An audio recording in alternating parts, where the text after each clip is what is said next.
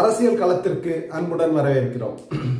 ஆதவ அர்ஜுன் அவர்கள் ஒரு புத்தக வெளியீட்டு விழா, எல்லோருக்குமான தலைவர் அண்ணல் அம்பேத்கர் என்ற புத்தக வெளியீட்டு விழாவில் பேசினது சர்ச்சையாயிட்டு இருக்கும் போது இடையில ஒரு காமெடியன் வந்து என்ன பண்றாரு, என்னையும் இந்த விழாவுக்கு அழைச்சாங்க ஆனா நான் போகல அப்படின்ற மாதிரி ஒரு கருத்தை சொன்னார்.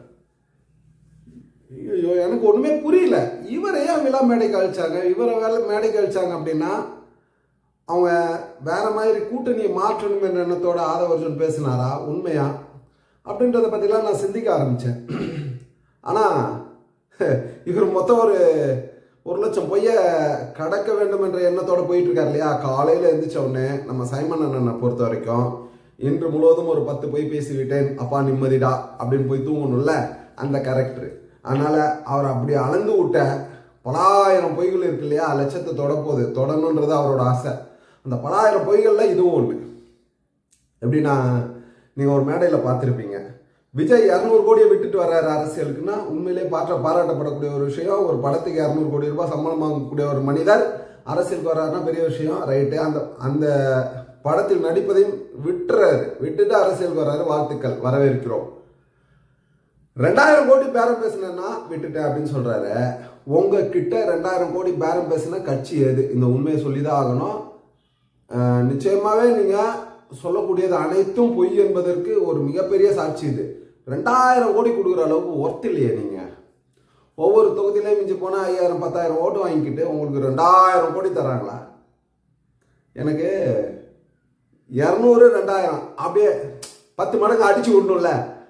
பொய் பேசினாலும் ஒரு நாளைக்கு 10 பொய், கதையா இருந்தாலும் ஒரு 10 மடங்கு அடிச்சு விடணுன்ட்டு 2000 கோடி கொடுக்குறாங்களாம். யார் நான் கொடுக்குறேன்னு சொன்னாங்க? ஏன்னா வாயை திறந்தா போய் இந்த மீட்டிங் என்ன கூப்பிட்டாங்க, அந்த மீட்டிங் என்ன கூப்பிட்டாங்க, நானும் ரவுடி தான் வடிவேல் ஒரு படத்துல ஏறுவாரு, போலீஸ் கைது செய்யும் ரவுடி இல்லை, எப்பா நீ ஓரப்பா பண்ணி ரவுடியே கிடையாது, இல்ல நானும் ரவுடி தான் அப்படின்ற மாதிரி, நானும் அரசியல்வாதியான்னு சொல்லிட்டு இருக்காரு அண்ணா சைமன் அண்ணா அவர்கள். ஆனா நீங்க அரசியல்வாதியே இல்லைண்ணே, உங்களை பார்க்கும்போது எங்களுக்கு சிரிப்பா வரும்ண்ணே. கொஞ்சம் ஸ்ட்ரெஸ் ரிலீஸ் பர்சன் நீங்க. மன அழுத்தத்திலிருந்து விடுதலை பெறுவதற்காக ஒருத்தரை பார்க்கணும், ஒருத்தரை பார்த்து சிரிக்கணும் அப்படின்னா உங்களுடைய காணொலியை போட்டோம்னா சிரிப்போம் நல்லா. அது வந்து முதல்ல என்னையும் மீட்டிங்ல அழைச்சாங்க. அந்த இன்னொரு விஷயம் சொல்லுவீங்கல்ல, நாங்க இன்னொரு நிலையத்தில் இறங்கும் போதே எங்க அண்ணன் பிரபு அப்படின்னு சொல்லிட்டு அது ஒரு ஸ்ட்ராட்டஜி. அந்த ஒரு அப்படி கணிக்கக்கூடிய அந்த நேரத்துல என்ன பொய் சொல்லலாம்னு யோசிச்சு சொன்னீங்க. பொய்ய பொருந்துற மாதிரி சொல்லியிருக்கீங்களா?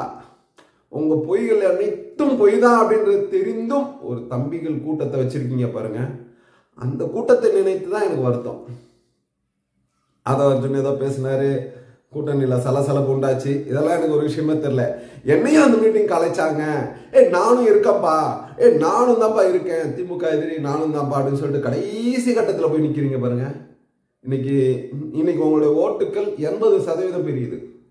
80% நாம் தமிழர் கட்சியுடைய ஓட்டு வேற இடத்துக்கு போகுது. இது நிதர்சனமான உண்மை, 100க்கு 100 உண்மை, மறுக்க முடியாத ஒரு உண்மை.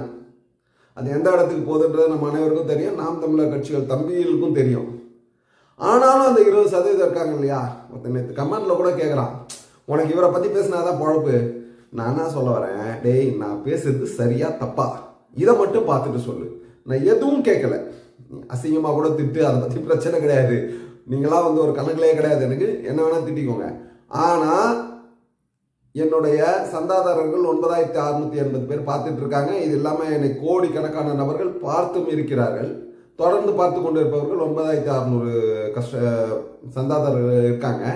தொடர்ந்து ஒரு காணொலியை பார்க்கக்கூடியவர்கள் 500,000க்கு மேல் இருக்காங்க. அவங்க சார்பாகவே ஒரு விஷயத்தை கேட்குறேன், நான் பேசுறதுல ஏதாவது தவறு இருக்குன்னா தவறுன்னு சொல்லுங்க. ஆனா பொய்யான ஒரு தகவலை சொல்றோம்னா பொய்யான தகவலை சொல்ற ரியாஸ்ன்னு சொல்லுங்க. ஓகே, அரசியல் களத்துல தவறான தகவல்கள் வருதுன்னு சொல்லுங்க. நான் சைமனை பற்றி கூறிய அனைத்து தகவல்களும் மற்ற விஷயங்களும் பொய் ஏதாவது இருந்ததுன்னா குறிப்பிடுங்க. இல்லை என்று சொன்னால் நான் சொல்றது உண்மைதானே, சற்று சிந்திச்சு பாருங்களேன். சைமன் ஏன் இவ்வளவு முட்டாள்தனமாக ஈழ அரசியலை வைத்து பிழைப்பு நடத்தி கொண்டு மக்களையும் தன்னுடன் இருக்கக்கூடிய தம்பிகளையும் ஏமாற்ற பார்க்கிறார்? அந்த கட்சியிலிருந்து வெளியே வந்த தோழர்களுக்கு தெரியும் நிச்சயமாவே அவர் செய்யக்கூடிய தவறு. நாங்கள் இது நாள் வரை அறியாமையில் இருந்து விட்டோம், இன்று நாங்கள் வெளிச்சத்திற்கு வந்து விட்டோம், இனி ஒருபோதும் நாம் தமிழர் கட்சியை சேர மாட்டோம் என்று கூறுவார்கள். அது போன்ற ஒரு காலம் நாம் தமிழர் கட்சி கூண்டோடு காணாமல் போகக்கூடிய காலம் வெகு தூரத்தில் இல்லை. ஏனென்று சொன்னால் பொய் பேசியவர்களின் நிலைப்பாடு வெற்றியை அடைந்ததாக சரித்திரம் இல்லை.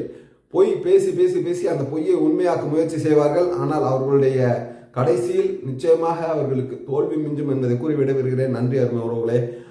ஆமை கறி கதை போன்று அண்ணன் விட்ட 1000 பொய்களில் இதுவும் ஒன்று. நன்றி. ஜெய்ஹிந்த்.